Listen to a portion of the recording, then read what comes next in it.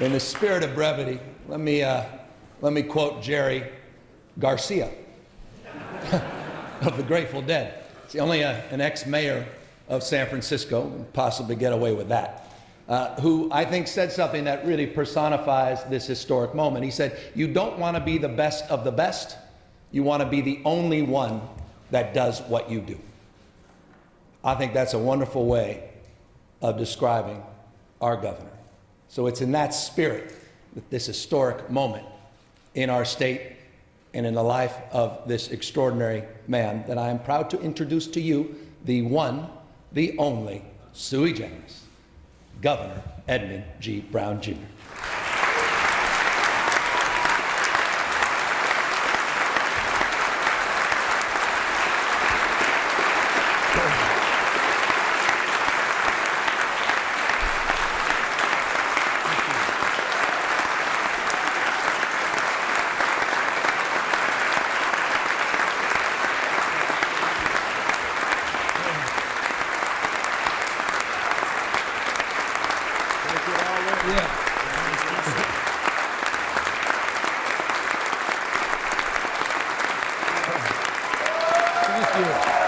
Thank you.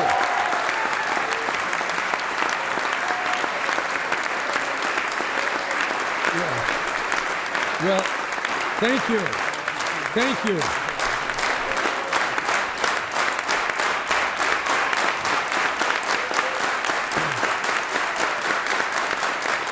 Well, as my father used to say, I accept the nomination. Who knows? Good morning. As our Constitution requires, I'm here to report on the condition of our state. Simply put, California is prospering. While it faces its share of difficulties, we should never forget the bounty and the endless opportunities bestowed on this special place, or the distance we've all traveled these last few years. It's now hard to visualize or even remember the hardships, the bankruptcies, and the home foreclosures so many experienced during the Great Recession. Unemployment was above 12%, and 1.3 million Californians lost their jobs. The deficit was $27 billion in 2011. The New York Times, they called us the coast of dystopia. The Wall Street Journal saw the great California exodus. The Economist of London pronounced us the ungovernable state. And the Business Insider simply said, California is doomed. Even today, you will find critics who claim the California dream is dead. But I'm used to that. Back in my first term, a prestigious report told us that California had the worst business climate in America. In point of fact, personal income in 1975, my first year as governor, was $154 billion. Today, it has grown to $2.4 trillion. In just the last 8 years alone, California's personal income has grown $845 billion, and 2.8 million new jobs have been created. Very few places in the world can match that record.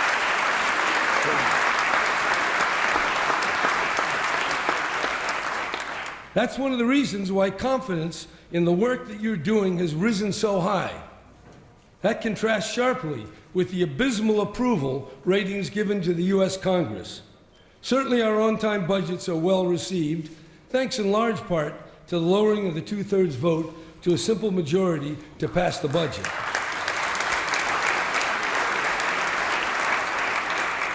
But public confidence has also been inspired by your passing, with both Republicans and Democratic votes, pension reform, and don't minimize that. That was a big pension reform. May not be the final one, but it was there, and you did it, Republicans and Democrats. Workers' compensation reform, another vote with Republicans and Democrats there. The water bond, the rainy day fund, and the cap and trade program. And by the way, you Republicans, as I look over here and look over there, don't worry, I got your back.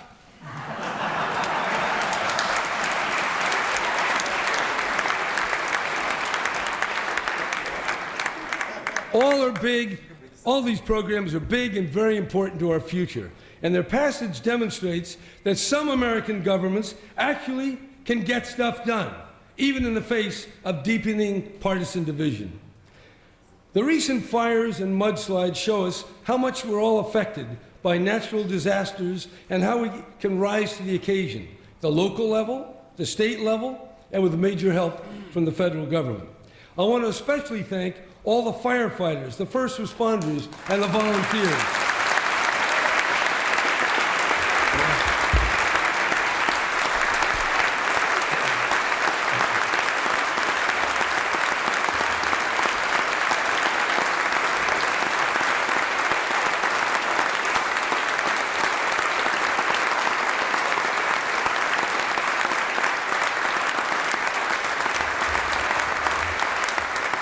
These brave men and women answered the call to help their fellow neighbors, in some cases, even when their own homes were burning.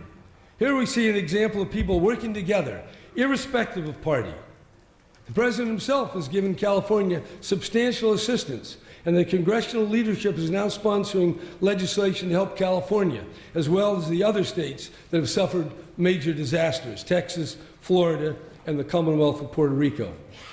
In this regard, we should never forget our dependence on the natural environment and the fundamental challenges it presents to the way we live. We can't fight nature. We have to learn how to get along with her. I want to say that again. We can't fight nature. We have to learn how to get along with her. And that's not so easy. For thousands of years, this land, now called California, supported no more than 300,000 people. That's 300,000 people. And they did that for thousands and thousands, some people say as long as 20,000 years. Today, 40 million people live in the same place, and their sheer impact on the soils, the forests, and the entire ecosystem has no long-term precedent.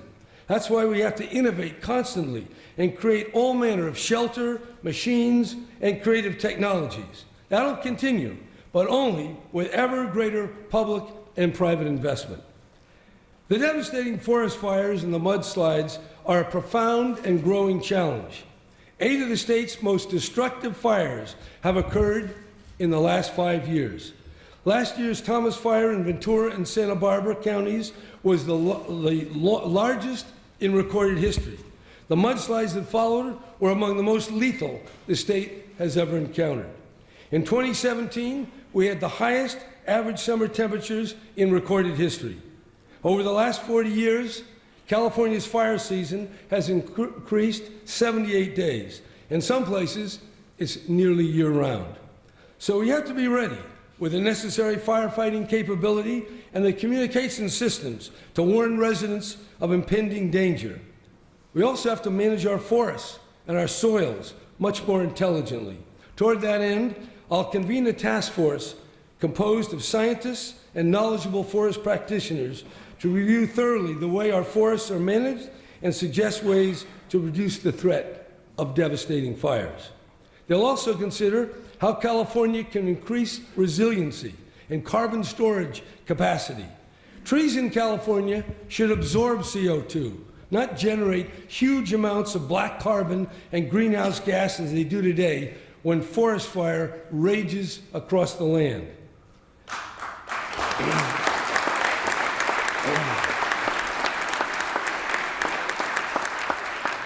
Despite what is widely believed by some of the most powerful people in Washington, the science of climate change is not in doubt. The National Academies of Science of every major country in the world, including Russia and China, have all endorsed the mainstream view that human-caused greenhouse gases are trapping heat in the oceans and in the atmosphere, and that action must be taken to avert catastrophic changes in our weather systems. All nations agree except one, and that is solely because of one man, our current president. Here in California, we follow a different path. Enlightened by top scientists at the University of California, Stanford, and Caltech, among others, our state has led the way. I'll enumerate just how. Building and appliance efficiency standards, renewable electricity reaching 50% in just a few years, a powerful low-carbon fuel standard, incentives for zero-emission vehicles, ambitious policies to reduce short-lived climate pollutants like methane and black carbon, a UN-sponsored climate summit this September in San Francisco, and the nation's only functioning and comprehensive cap-and-trade system. I'll shortly provide an expenditure plan for the revenues that the cap-and-trade auctions have generated. Your renewing this program on a bipartisan basis was a major achievement and will ensure that we will have substantial sums to invest in communities all across the state, both urban and agricultural. The goal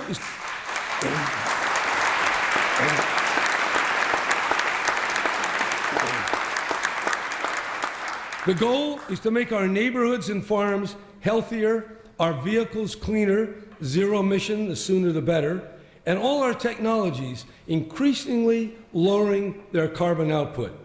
To meet these ambitious goals, we'll need 5 million zero-emission vehicles on the road by 2030. And we're going to get there. Believe me, we only have 350,000 today, so we all got a lot of work. And think of all the jobs and how much cleaner our air will be then. When you passed the cap-and-trade legislation, you also passed a far-reaching air pollution measure that for the first time focuses on pollutants that disproportionately affect specific neighborhoods. Instead of just measuring pollutants over vast swaths of land, regulators will zero in on those communities which are particularly disadvantaged by trains, trucks, or factories.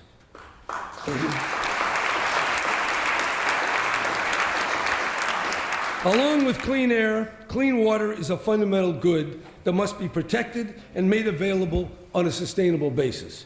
When droughts occur, conservation measures become imperative. In recent years, you've passed historic legislation to manage California's groundwater, which local governments are now implementing. In addition, you passed, and more than 2/3 of the voters approved, a water bond that invests in safe drinking water, conservation, and storage. As a result, we'll soon begin expending funds on some of the storage we've needed for decades.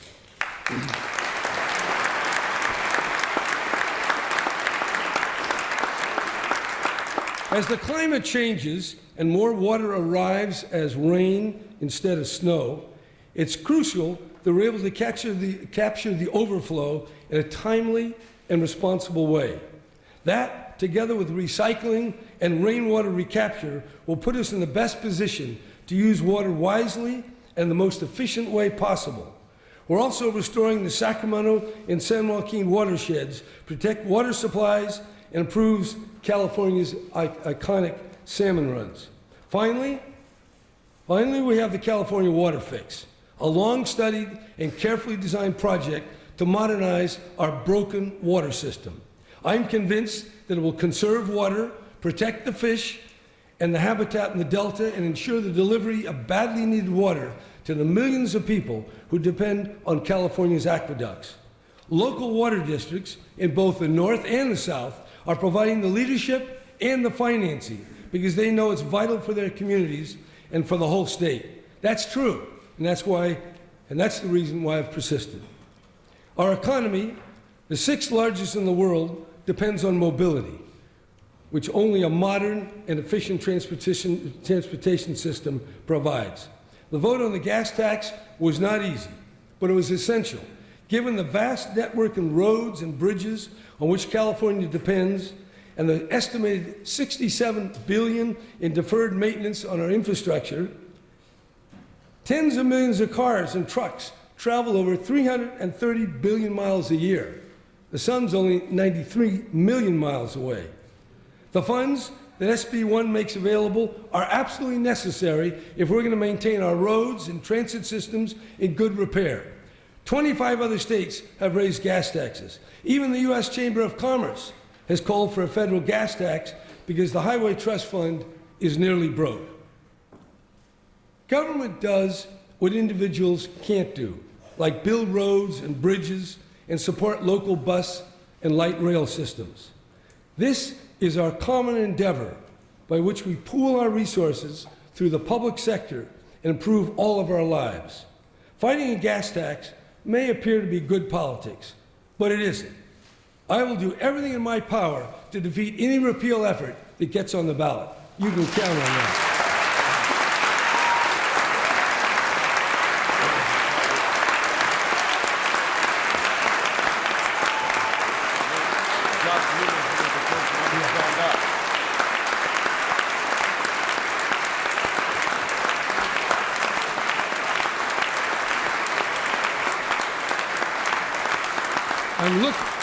I'm looking for that one Republican. A brave man. All right, since I've talked about tunnels and transportation, I'll bring up one more item of infrastructure: high-speed rail.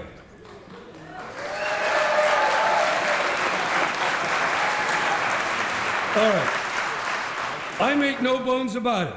I like trains. I like high-speed trains even better. So did the voters in 2008 when they approved the bond.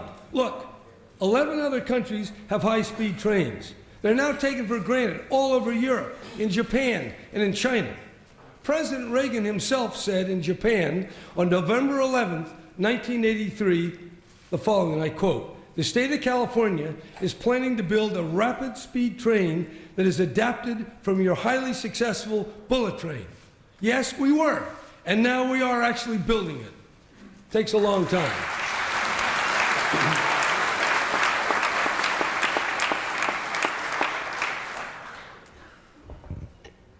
Like any big project, there are obstacles. There were for the Bay Area Rapid Transit System, for the Golden Gate Bridge, and the Panama Canal. I'll pass over in silence the time it took to build the Bay Area Bridge. That was almost 20 years. And by the way, it was over budget by $6 billion on a $1 billion project. So that happens. But not with the high-speed rail. We got that one covered. But build it they did, all those projects, and build it we will. America's first high-speed rail system.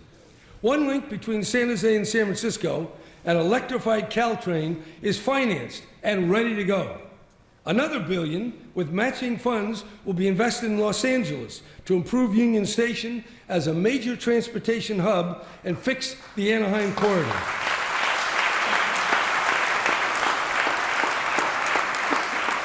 The next step is completing the Valley segment and getting an operating system connected to San Jose. Yes, it costs a lot of money, but it's still cheaper and more convenient than expanding airports, which nobody wants to do, and building new freeways, which landowners often object to. All that is to meet the growing demand. It'll be fast, that high-speed rail will be fast, it'll be quiet, it'll be powered by renewable electricity, and best of all, it'll last for 100 years, after all you guys are gone.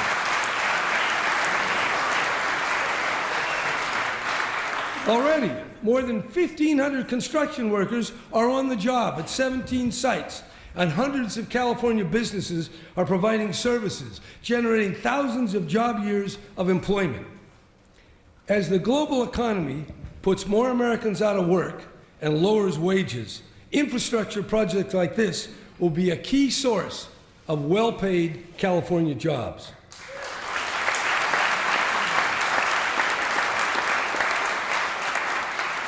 Difficulties challenge us, but they can't discourage or stop us. Whether it's roads, or trains, or dams, or renewable energy installations, or zero-emission cars, California is setting the pace for the entire nation.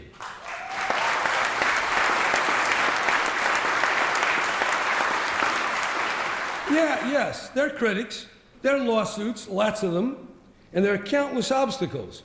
But California was built on dreams and perseverance, and the Boulder Path is still our way forward.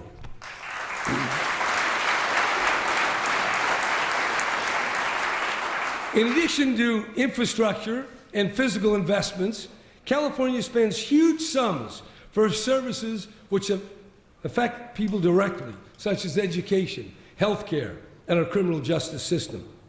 In education, after seeing 30,000 teachers laid off, spending has dramatically recovered, increasing by $4,600 per student, $31 billion overall.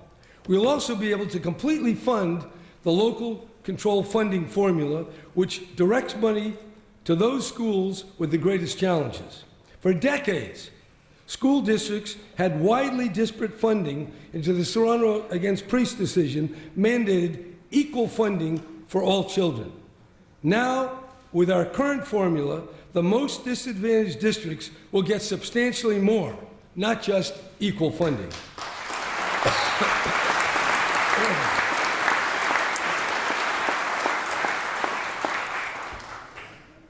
Importantly, this year's budget proposes to link spending with the local accountability plans so that parents can see how the additional spending supports English learners and students from low-income families.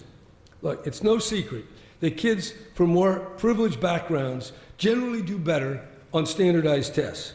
But the answer is not more micromanagement with intrusive state laws. Learning takes place in the classroom, and that's why our first job is to support teachers and give them the training and the freedom to teach as they know best.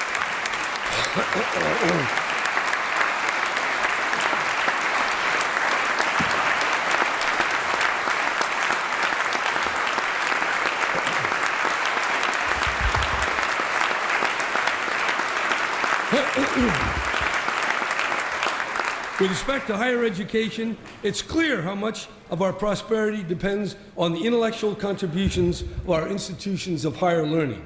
National leaders come from all over the world to visit California's most innovative companies, companies that are filled with highly educated and creative men and women, many of whom graduated from our public colleges and universities. Although there's always a struggle for funds, I want to point out that since 2011, the state has increased its annual support of higher education by $5.8 billion. And that's on an annual basis from now on.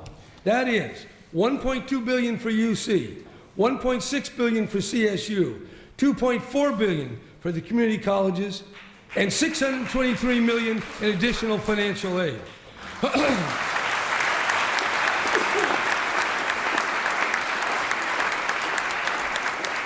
And that's not chump change, $5.8 billion. Even with so many of our students attending college, there's still 2.5 million Californians between 25 and 34 who are in the workforce but lack a post-secondary degree or certificate.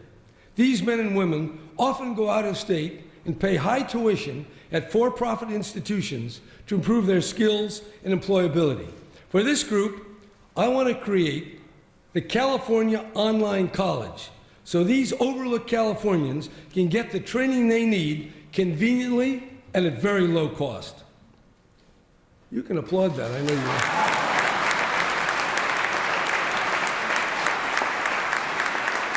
And this won't compete with bricks and mortar schools or the existing community colleges or UC or USC. This is for people out of the workforce who have no other way. And we want to bring it right to their homes so they can get ahead like everybody else. When it comes to health care,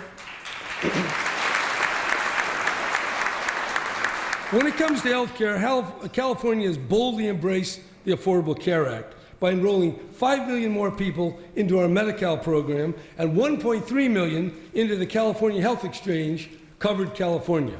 These are far-reaching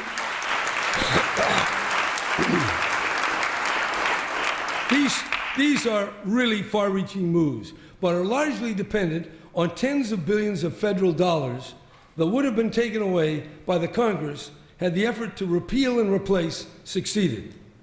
Thank God for John McCain, Lisa Murkowski, and Susan Collins. Along with the Democrats, they prevailed and protected the health care for tens of millions of Americans.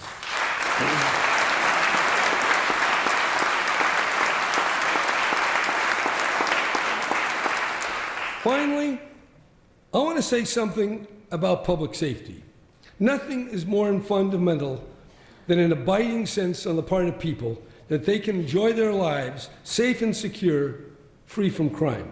Good neighborhoods, good schools, and good jobs all contribute to healthy and safe communities. But there still is crime. lots of it, in many cases, quite serious. To combat crime, among other things, California has created an extensive prison system that has changed quite substantially and grown over the decades. In fact, it grew so fast, it became so crowded, that the United States Supreme Court issued an unprecedented order requiring drastic changes. To give you a sense of the magnitude of the problem, here are some of the facts. In 1970, California imprisoned 125 persons per 100,000.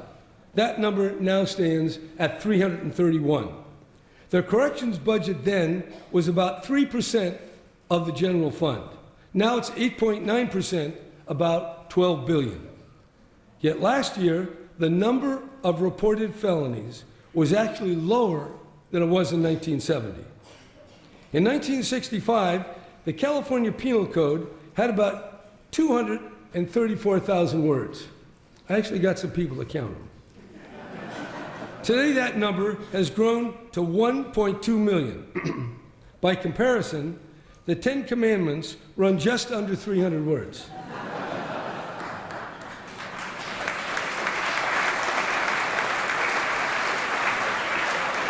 And the Ten Commandments, there's still 10. In California, there are more than 5,000 separate criminal provisions specifying what is criminal, what the penalty should be, what enhancements should be added, and what credits might be earned. Much of this has changed, I'd say changed over and over again, and churned over the decades as the legislature has enacted endless new crime laws and the voters have approved one ballot measure after another, usually, but not always, adding more time in prison. My plea is relatively straightforward. Take time to understand how our system of crime and punishment has evolved, how other states and countries have devised their prison systems, and what changes might we now make. I urge that instead of enacting new laws because of horrible crimes and lurid headlines, you consider the overall system and what it might need and what truly protects public safety. Certainly, we need more mental health and drug treatment programs, and better training and education.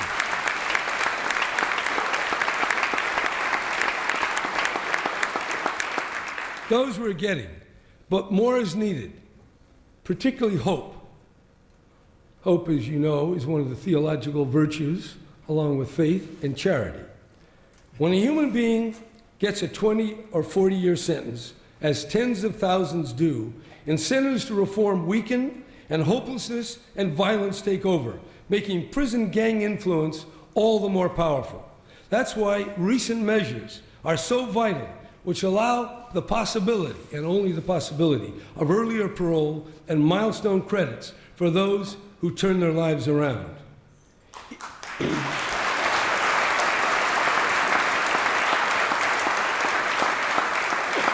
Equally important are the correctional officers who walk the halls and put their lives on the line in direct contact with all manner of inmate. Their job is to keep the place safe, never an easy task, and to create an atmosphere of respect and order and foster a spirit of rehabilitation whenever possible. There are thousands of others who work in the prisons who also deserve our support. It's all out of sight, but profoundly important because inmates will be returning to their communities. Most of them will, and we want them to be as reformed and rehabilitated as possible.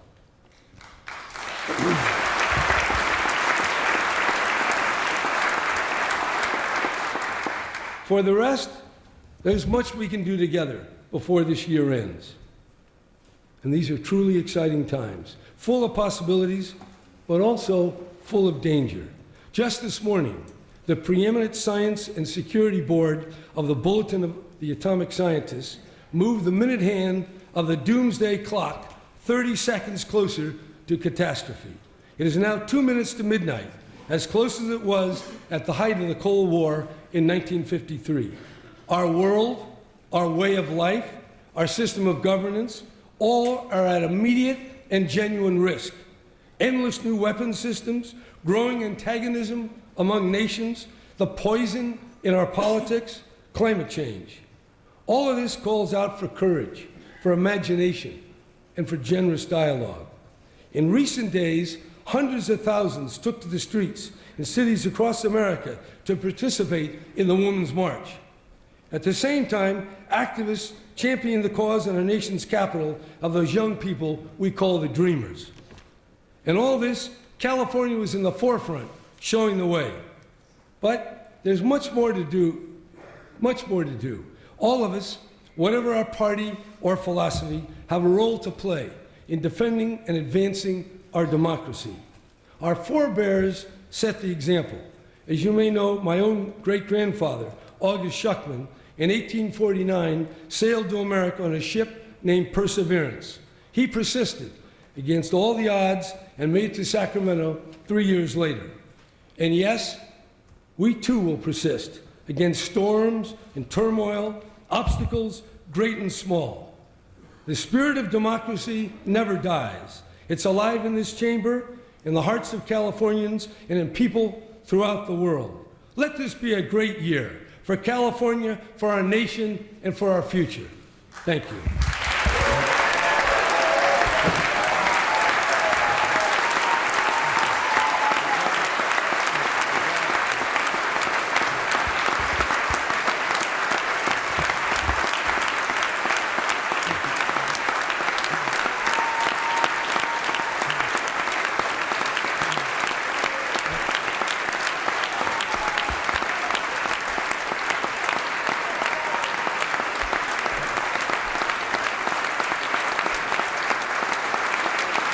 Keep going. I'm in no hurry. Nowhere to go.